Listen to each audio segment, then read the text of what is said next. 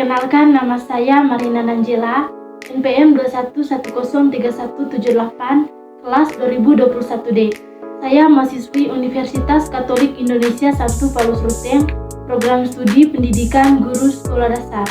Di video kali ini saya akan menjelaskan tentang HAM atau Hak Asasi Manusia dan juga DUHAM atau Deklarasi Universal Hak Asasi Manusia. Baik, sekarang saya akan menjelaskan pengertian dari hak asasi manusia. Sebelum itu, saya bahas dulu arti dari kata hak, asasi, dan manusia. Jadi pertama saya akan menjelaskan arti dari kata hak. Hak adalah hal atau peluang yang diberikan kepada seseorang untuk dimiliki atau melakukan sesuatu sesuai dengan keinginannya.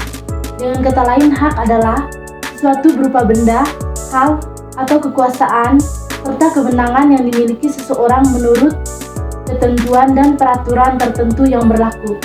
Selanjutnya kita akan menjelaskan arti dari kata asasi. Asasi artinya mendasar, fundamental atau utama.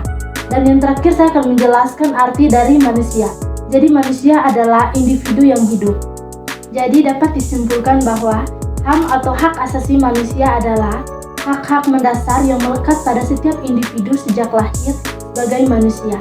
Hak ini dianggap sebagai hak universal yang harus dihormati dan dilindungi oleh semua pihak, tanpa memandang ras, agama, jenis kelamin, kebangsaan, bahasa, atau status lainnya.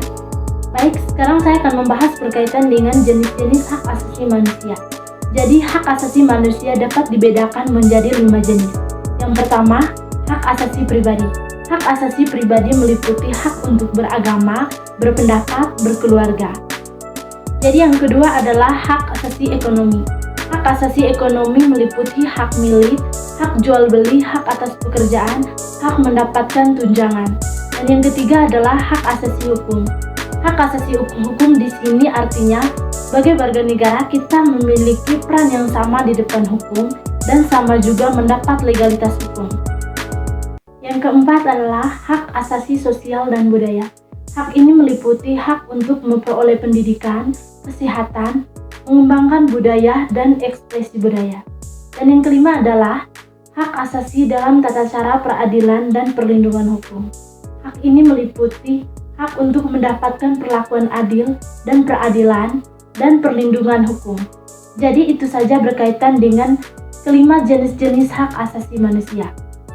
Selanjutnya saya akan menjelaskan berkaitan dengan karakteristik hak asasi manusia. Jadi yang pertama adalah melekat pada kodrat dan harkat manusia.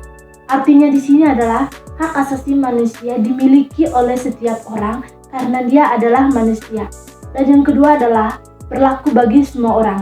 Artinya semua manusia sama dalam HAM tanpa memandang suku, agama, ras, wilayah, budaya, dan status sosial.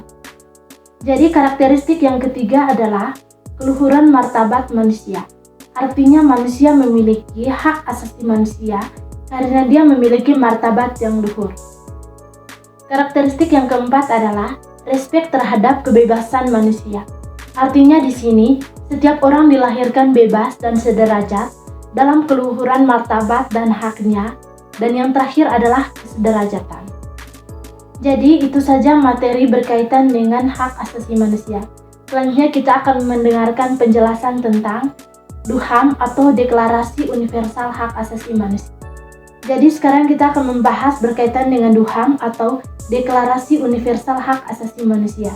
Jadi DUHAM adalah sebuah dokumen internasional yang diterima oleh Perserikatan Bangsa-Bangsa atau PBB pada tanggal 10 Desember 1948. DUHAM menetapkan standar umum mengenai hak asasi manusia yang seharusnya dimiliki oleh setiap individu tanpa diskriminasi, baik berdasarkan ras, agama, jenis kelamin, kebangsaan, atau status lainnya.